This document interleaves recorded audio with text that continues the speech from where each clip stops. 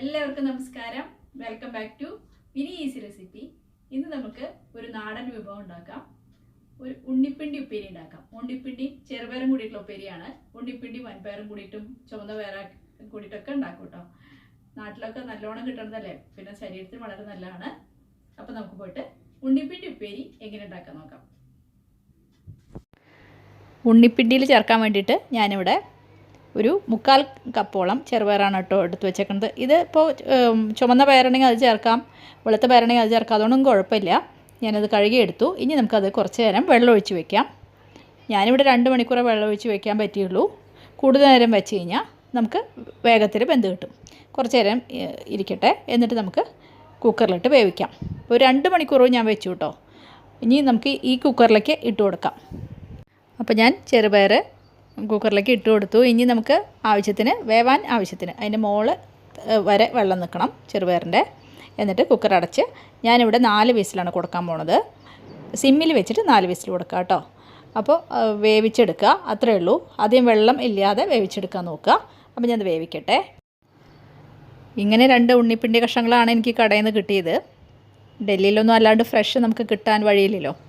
അപ്പോൾ ഇതിൻ്റെ ആദ്യം ഒരു മുളക്കൂടുള്ള പോളയുണ്ട്, അത് പൊളിച്ച് കളയുക. സാധാരണ നമ്മൾ ചെയ്യണ പോലെ തന്നെ. നാട്ടിലാകുമ്പോൾ കുറച്ചും കൂടി ഫ്രഷ് നമുക്ക് ഉണ്ടാക്കാൻ പറ്റും. അപ്പോൾ അതൊക്കെ ക്ലീൻ ചെയ്തു. ഇനി നമുക്ക് ഇത് ആദ്യം നന്നായി ഒന്ന് കഴുകി എടുത്തിട്ടുണ്ട്. ഞാനിവിടെ ഒരു പാത്രത്തിൽ കുറച്ച് വെള്ളം വെച്ചിട്ടുണ്ട് കേട്ടോ. അത് മുറിച്ചിട്ട് അതിലേക്ക് ഇടാൻ വേണ്ടിയിട്ടാണ്. ഇതുപോലെ വട്ടത്തിൽ ആദ്യം അരിഞ്ഞെടുക്കുക. സാധാരണ നമ്മൾ ഇതുപോലെ തന്നെയാണല്ലോ ചെയ്യുന്നത് ഉണ്ണിപ്പിണ്ടി ഉപ്പേരിയോ കറിയൊക്കെ ഉണ്ടാക്കുമ്പോഴും. അപ്പോൾ അങ്ങനെ വട്ടത്തിൽ ആദ്യം അരിഞ്ഞെടുക്കുക. അതിന് ശേഷം ഇത് വേണമെങ്കിൽ വെള്ളത്തിലേക്ക് ഇടാം കേട്ടോ. അപ്പോൾ നിറം മാറില്ല. ഞാൻ വെള്ളത്തിലിടാറില്ല, ഞാൻ അങ്ങനെ അരിഞ്ഞതിന് ശേഷം വെള്ളത്തിലിടാറ്. അപ്പോൾ അരിഞ്ഞെടുക്കുക. അതിന് ശേഷം ഇതിനെ ഇങ്ങനെ നൂലെടുക്കുക. 2 ഭാഗത്തും ഇങ്ങനെ നൂലുണ്ടാവും. അത് ഓരോ കഷ്ണത്തിൻ്റെ എടുക്കുകയാണ് നല്ലത്. അപ്പോൾ ഇങ്ങനെ എടുത്തതിന് ശേഷം നീളത്തിൽ അരിഞ്ഞിട്ട് ചെറുതായിട്ട് അരിഞ്ഞെടുക്കണം. കുറച്ചൊരു പണിയുണ്ട്, സാരമില്ല, പക്ഷേ നല്ല ടേസ്റ്റുള്ള കറിയല്ലേ. അപ്പോൾ ഇതുപോലെ കുഞ്ഞായിട്ട് നമ്മൾ നീളത്തിൽ അവിയലിന് അരിയണ പോലെ അരിഞ്ഞതിന് ശേഷം നമുക്ക് അത് ഒന്നും കൂടി നന്നായിട്ട് ഇങ്ങനെ കൊച്ചായിട്ട് അരിഞ്ഞെടുക്കാം. അരിയാനുള്ള ബുദ്ധിമുട്ടേ ഉള്ളൂ, നല്ല ടേസ്റ്റാണ് കഴിക്കാൻ. അപ്പോൾ ഇങ്ങനെ അരിയുക. എല്ലാ കഷ്ണങ്ങളും ഇതേപോലെ തന്നെ അരിഞ്ഞതിന് ശേഷം ഈ വെള്ളത്തിൽ ഇട്ട് വയ്ക്കുക. അപ്പോൾ എല്ലാ ഉണ്ണിപ്പിണ്ടി കഷ്ണങ്ങളും വൃത്തിയാക്കി നമ്മൾ കൊച്ചായിട്ട് മുഴുവൻ അരിഞ്ഞെടുത്തു കേട്ടോ. ഇനി നമുക്ക് ഒന്നും കൂടി അതിൻ്റെ നൂല് കളയാൻ വേണ്ടിയിട്ട് ഞാനിവിടെ ഒരു ഫോർക്ക് വെച്ചാണ് ഇങ്ങനെ ചുറ്റി എടുക്കണത്. നാട്ടിലാകുമ്പോൾ പണ്ട് അമ്മയൊക്കെ അരിയുമ്പോൾ ഉണ്ടല്ലോ, അപ്പോൾ അമ്മ ഞങ്ങളോട് പറയും പോയിട്ട് മുള്ള് ഒടിച്ചു കൊണ്ടുവരാൻ. വേലി ഉണ്ടല്ലോ, പണ്ടൊക്കെ വേലിയല്ലേ. അപ്പോൾ വേലിയിൽ നിന്ന് മുള്ള് ഒടിച്ചു കൊണ്ടുവന്നിട്ട് അത് കഴുകിയിട്ട് അതിട്ട് തിരിച്ചിട്ടൊക്കെ അമ്മ എടുക്കാറ്. ഇപ്പോൾ ഇവിടെ മുള്ളൊന്നും ഇല്ലല്ലോ. അപ്പോൾ ഞാൻ ഫോർക്ക് വെച്ചിട്ട് തിരിച്ചിട്ട് അതിൽ കിട്ടാവുന്ന അത്ര നൂല് എടുത്ത് കളയുക. അത്രയാണ് ചെയ്യാനുള്ളത്.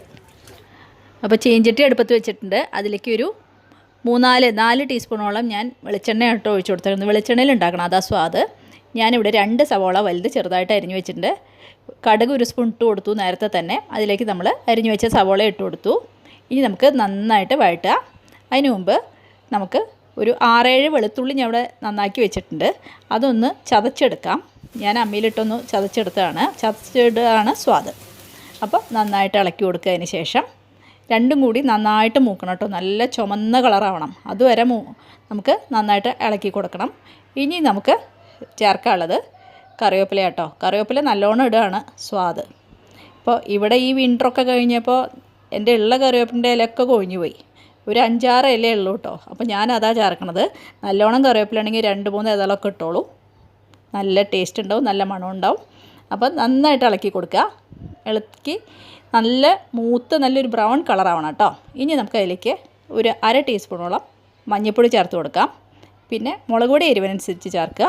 ക്വാണ്ടിറ്റി കൂടുതലാണതുകൊണ്ട് ഞാൻ നല്ലോണം നിറച്ചൊരു സ്പൂൺ ചേർത്തിട്ടുണ്ട്.